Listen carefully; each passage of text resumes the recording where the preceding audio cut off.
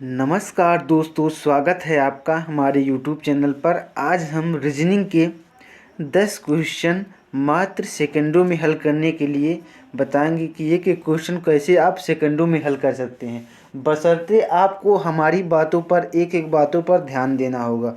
तो हम रीजनिंग के मिक्स क्वेश्चन यानी कि हर एक चैप्टर से एक या दो क्वेश्चन लेकर आए हैं और उन्हें आप समझने का प्रयास कीजिएगा। बहुत अच्छी तरीके से हम समझाने का प्रयास करेंगे। तो चलिए वीडियो को शुरू करते हैं। यदि आप किसी भी परीक्षा की तैयारी कर रहे हैं तो आपको ये वीडियो बहुत ही यूजफुल और इन्फॉर्मेटिव है। तो वीडियो की शुरुआत करते हैं बिना किसी देरी के। पहला प्रश्न है, कह रहा कि एक खास कोड में रेल को 57936 लिखा जाता है, टेप को 3748 लिखा जाता है, तो पेयर को क्या लिखा जाएगा। तो यहाँ पर हम देखते हैं कि ए का क्रमांक होता है 1, बी का क्रमांक होता है 2, यदि अंग्रेजी वर्णमाला में बात की जाए तो सी का क्रमांक होता है 3, डी का क्रमांक होता है 4। लेकिन इसमें कोई ऐसा बात नहीं है। इसमें क्यों ऐसा बात नहीं है? क्योंकि रेल में देखिए, अगर ऐसा बात होता तो आप खुद ही देख लीजिए। रेल को आर का क्रमांक कितना होता है? आर का क्रमांक 18 होता है। ए का क्रमांक 1 होता है। आई का क्रमांक कितना होता है? आई का क्रमांक 9 होता है। यल का क्रमांक क्या होता है? यल का क्रमांक 11 होता है। लेकिन इसमें 57936 दिया है। तो आप समझ गए होंगे इसमें क्रमांक वाली कोई बात नहीं है, यानी कि इसमें कूट भरना है। यानी कि कूट भरना है। इन्हें कैसे भरा जाता है आइए समझते हैं। जैसे आर को 5 इसमें कहा गया है। जैसे देखिए, आर को कहा गया है 5 इसमें, तो आर को 5 ही आप मानिएगा। ए को इसमें कहा गया है 7, तो ए को 7 ही मानिएगा। आई को कहा गया है ऐसे प्रश्नों में 9, तो आप 9 ही मानेंगे। ऐसे प्रश्नों में जो कहा गया है उसको ही मानेंगे। मेरी बातों को गौर से ध्यान से देखिएगा, कैसे बातें आप समझ पाते हैं। तो आप देखिए, आई को 9 कहा गया है और यल को इसके बाद कहा गया है 6। तो हमें पूछ रहा है पेयर को क्या कहा जाएगा। तो यहाँ पर हम जो जो संख्याएं होंगी वो संख्याएं ऐसे उतार लेंगे और हो जाएगा हमारा सॉल्व ये क्वेश्चन। तो कैसे सॉल्व होगा यह क्वेश्चन, आइए देखते हैं। जैसे देखिए, P का इसमें क्रमांक कहाँ है? तो P का क्रमांक इसमें है, तो P का क्रमांक हो जाएगा 4, तो 4 P का हो जाएगा। A का क्रमांक क्या है? तो A का क्रमांक है 7, तो 7 हो जाएगा। I का क्रमांक देख लीजिए, I तीसरे स्थान पर है, तो तीसरा का हो जाएगा 9, तो 9 हो जाएगा। अगला है R।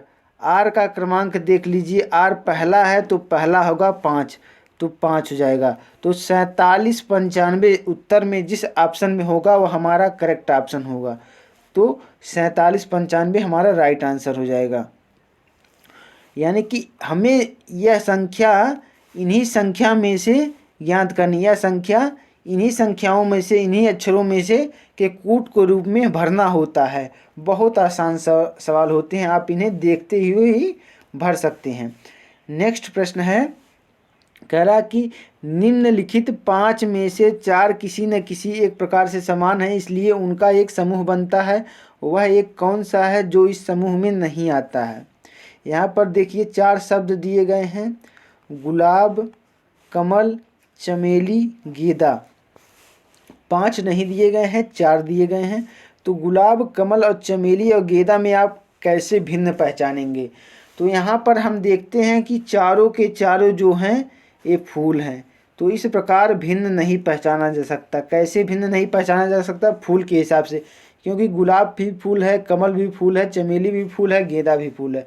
और इनके उत्पादन स्थान के बारे में देख लेते हैं। गुलाब हमारा ज़मीन पे उगता है, चमेली हमारी ज़मीन पे उगती है, गेंदा हमारा ज़मीन पे उगता है, जबकि ये कमल जो है ये जल में उगने वाला है। जलद इसीलिए इसे कहा जाता है। तो कमल हमारा इस क्वेश्चन का राइट आंसर होगा ऑप्शन बी। ऑप्शन बी जो होगा वो आपका राइट आंसर हो जाएगा। नेक्स्ट क्वेश्चन देखते हैं। कह रहा कितने सार्थक अंग्रेजी शब्द EPRY से प्रत्येक अक्षर को एक शब्द में एक बार इस्तेमाल करते हुए बनाए जा सकते हैं। तो EPRY को अगर हम शब्द बनाएं तो EPRY से अगर हम शब्द बनाएं तो कौन सा अक्षर बनाया जा सकता है, आइए देखते हैं कौन से शब्द बनाए जा सकते हैं। तो हमारा एक शब्द हो गया PREY, ये तो एक शब्द हो गया। प्रे हो गया एक शब्द, प्रे एक शब्द हो गया। और इसके बाद REPY यानी कि हमारा इसके बाद कोई भी सार्थक शब्द नहीं बन रहा है। इसमें आप बनाकर भी देख लीजिए, कोई भी सार्थक शब्द इसके अलावा नहीं बनेगा। तो आपका एक ही शब्द बनाए जा सकते हैं। तो ऑप्शन एक आपका राइट आंसर हो जाएगा। नेक्स्ट क्वेश्चन देखते हैं। कह रहा कि प्रत्येक शब्द में प्रत्येक अक्षर का केवल एक बार प्रयोग करते हुए UTB से कितने अर्थपूर्ण शब्द बनाए जा सकते हैं। तो UTB है।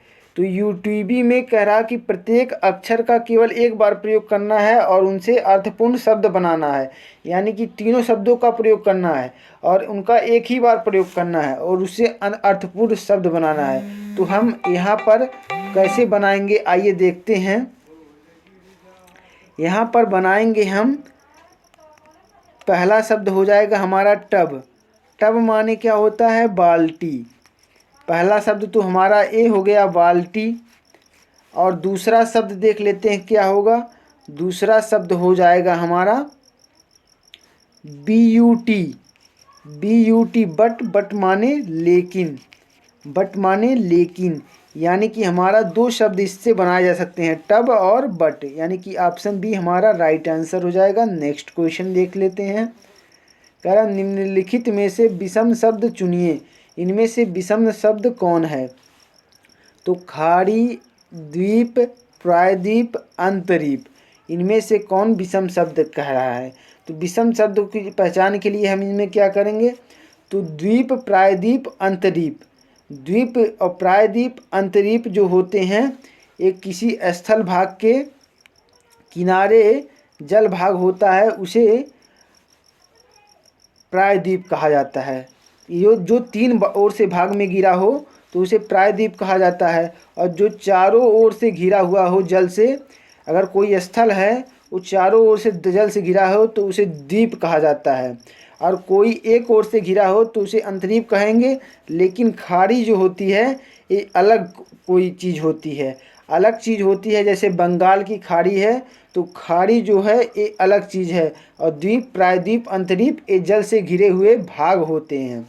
तो ऑप्शन ए आपका राइट आंसर हो जाएगा। नेक्स्ट क्वेश्चन देखते हैं। निम्नलिखित शब्दों में से विषम शब्द को चुनिए। कह रहा है ध्रुव तारा, फिनिक्स, क्रक्स और नाइकी में कौन विषम है।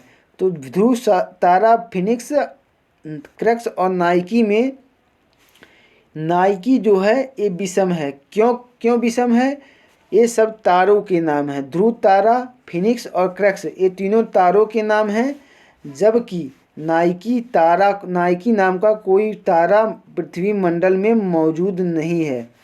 तो हमारा राइट आंसर होगा ऑप्शन डी। नेक्स्ट क्वेश्चन देख लेते हैं। कह रहा है निम्नलिखित शब्दों में से विषम शब्द चुनिए। मोती, हीरा, कोयला, ग्रेफाइट, इनमें से आप किसको विषम कहेंगे, किसको विषम कहेंगे। इस चारों के चारों जो हैं वो क्या हैं, वो इन चारों में कैसे आप भिन्नता पहचानेंगे। तो इनमें हम देख लेते हैं कि हीरा, कोयला और ग्रेफाइट जो हैं, हीरा, कोयला और ग्रेफाइट जो हैं ये खनिज हैं, ये खनिज हैं, यानी कि ये इन्हें ज़मीन से खदान कर इन्हें प्राप्त किया जाता है। जबकि मोती एक खनिज नहीं है, ये तो कोई जौहरी बनाता है मोती को, मोती खनिज नहीं होता है, मोती ज़मीन में नहीं मिलता है। हीरा, कोयला और ग्रेफाइट ये ज़मीन में पाए जाते हैं। तो हमारा ऑप्शन ए राइट आंसर हो जाएगा। नेक्स्ट क्वेश्चन देखते हैं। कह रहा है कि निम्नलिखित शब्दों में से विषम शब्द चुनिए। विषम शब्द इनमें से कौन होगा? चंद्रमा, ग्रहिका, पृथ्वी और उपग्रह।